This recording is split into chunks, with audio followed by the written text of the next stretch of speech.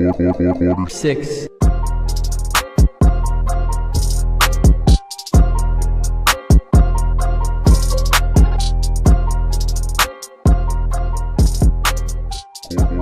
Six.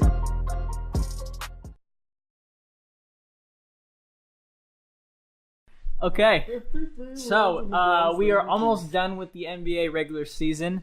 Who is you guys' MVP between James Harden, Paul George, and Giannis? Those are the three front runners, of course. Who do you guys have?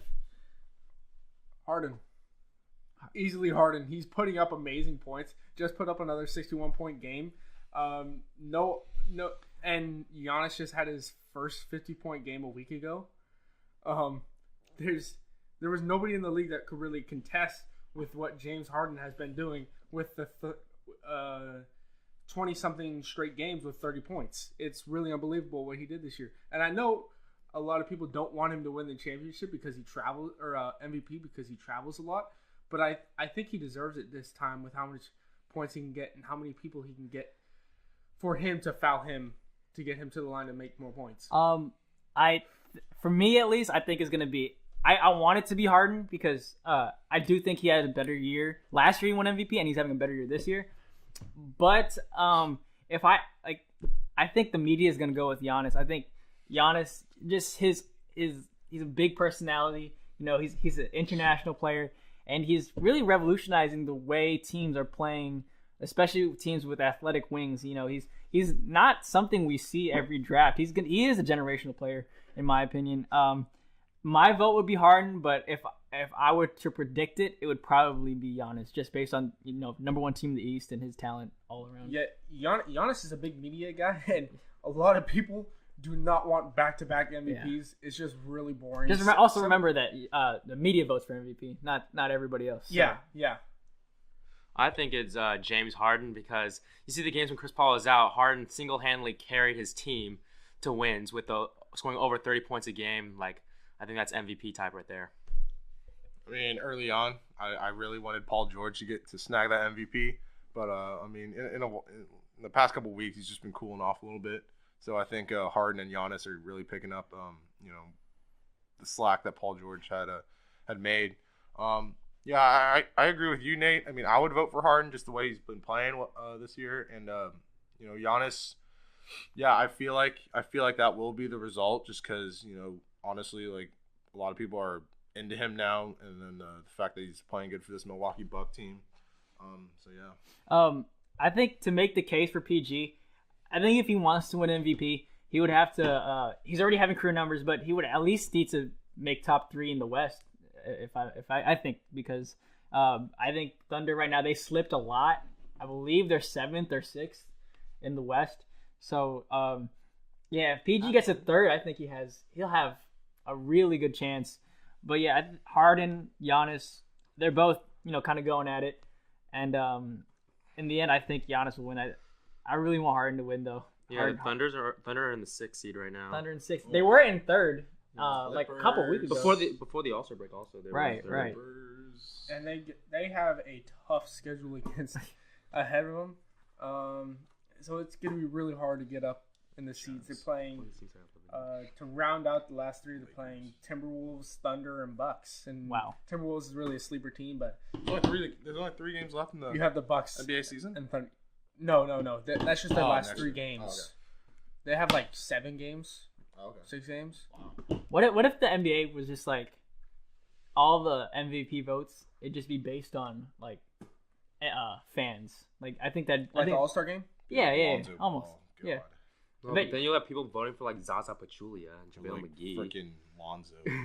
LeBron would pretty much win it every year. Oh yeah, LeBron always. Not this year. Not this year. No, he probably still would win it this year. LeBron has always. If you could vote for anybody, LeBron's gonna win it pretty much every year. LeBron's everybody's favorite choice. If it was at the beginning of the year, people were like, Obama MVP for Cleveland. Even though he went to LA, he still made a school in Ohio. I still don't think the media should be voting on who wins MVP. I think it should be the players and the coaches. It should be your ability. The Players Association. Yeah. Kind of like how the MLB has the Players' Choice thing. Oh, that's a great segue, Kevin. That's a great segue because our next topic is earlier in the week, Mike Trout signed an extension with the Angels. I think 12 years, $400 million. $430 million. It's an extension. so good for Mike Trout. So bad for the Angels. Yeah, because they can't afford any talent. They now. can't. They still owe Albert Pujols, first baseman, one of the greatest players of the Cardinals organization, but they still owe Albert Pujols $60 million. And they should have Shohei Ohtani. Do they have the Upton brothers? They have one of the. They have one of the Upton brothers. They have Justin Upton. Cozart.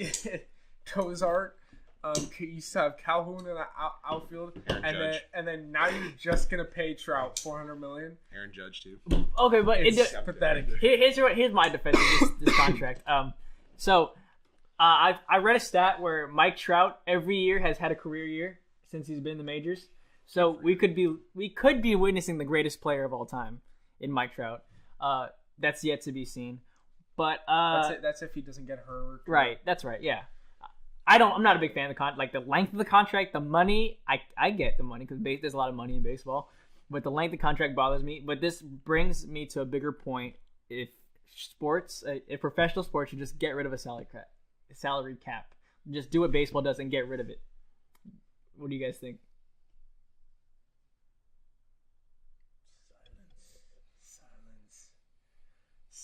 Well, I mean, if you don't have a salary cap, I mean, you're just gonna. Like, you're talking about sports. Yeah, right?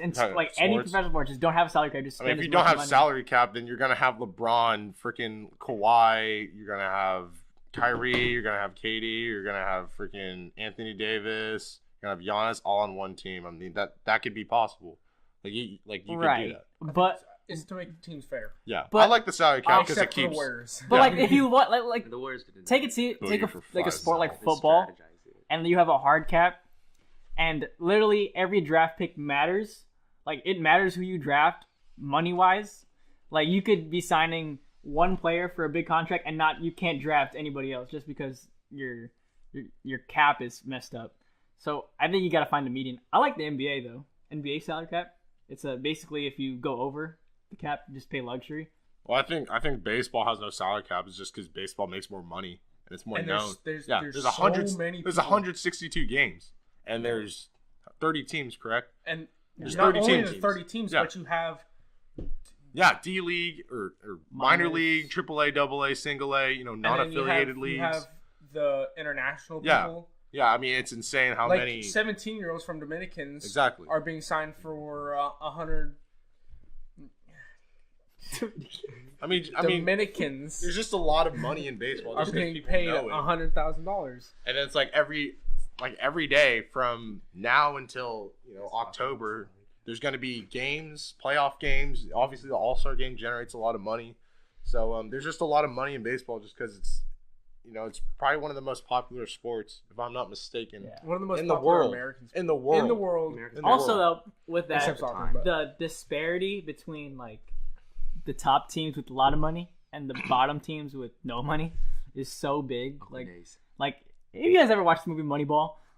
There's 50 feet of crap. There's 50 feet of crap. There are rich teams, and there are poor teams. And there's 50 feet of crap, and then there's us. So, how does a team like the Yankees, or the Yankees compared to the A's or the Orioles, just teams that don't have money? The Yankees are in New York, so right. But I think if you had luxury tax, the Yankees wouldn't be spending as much money because then the Steinbrenner family would have to pay on top of contract. So let's say you have a $400 million contract, you're going to pay an extra $500 million to the league just because you're so over the cap. It's all about ticket prices, fans, and New York Yankees have that, and Oakland doesn't.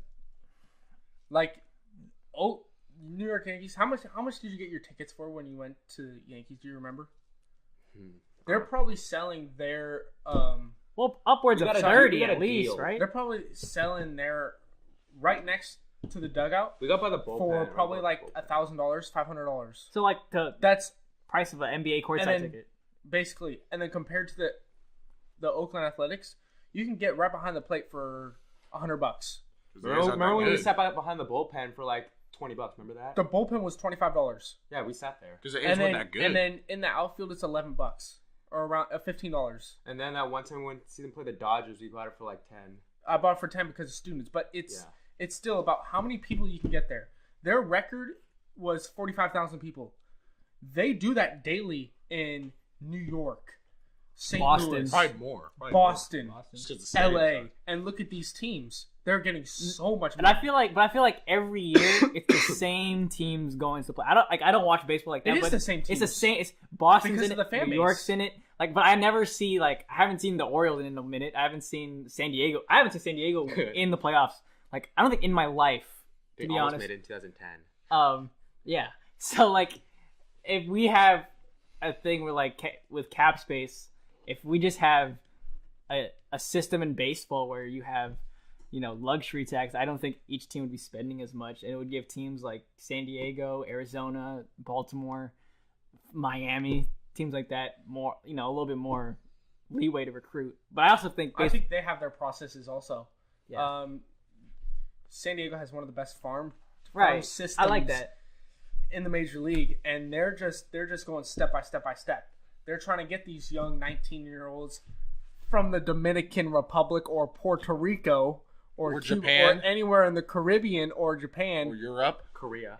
wherever these guys are making fun of me China. for. But they're trying to get these guys to a higher level so Bangladesh. they can be The good, Philippines. so they don't have to spend a lot of money on one player like they did with Manny I Machado. also think baseball teams, Panama. Mariano Rivera. baseball teams, they don't know how to recruit. Like, honestly, like the players, the owners, they don't It's know all about how to recruit, get yourself dude. out there. Yeah, exactly. Like, I know the White Sox tried really hard to get Machado this summer or this winter, and I don't know how great the recruit was, but he didn't seem interested in going to Chicago at all. Like, The White Sox just suck. exactly. Like, well, we're also a Just small suck. market team. Like, And then- they're just and then Cubs you- have always been on and then top you of could say Chicago. it's Exactly. San Diego and it's not cold and we have one of the best farm systems and we're getting there and we could sign you for a lot.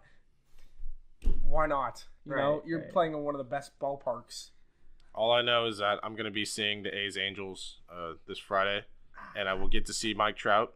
So we'll see how he plays. You should And ask him- I'm excited to you see. should ask him for like $300. If I could see, if I could, yeah. I Yeah, mean, it's if I probably could, not on him. if I can get a picture with Mike Trout, I think that'd be Where worth you a lot of sitting? money by itself. I don't know, Kevin. That doesn't matter. I just get to see Mike Trout. I still think you should ask for that $300. Be like, hey, I will, because Hey. he's literally made of money right now. So. all right. We're getting into the. 46.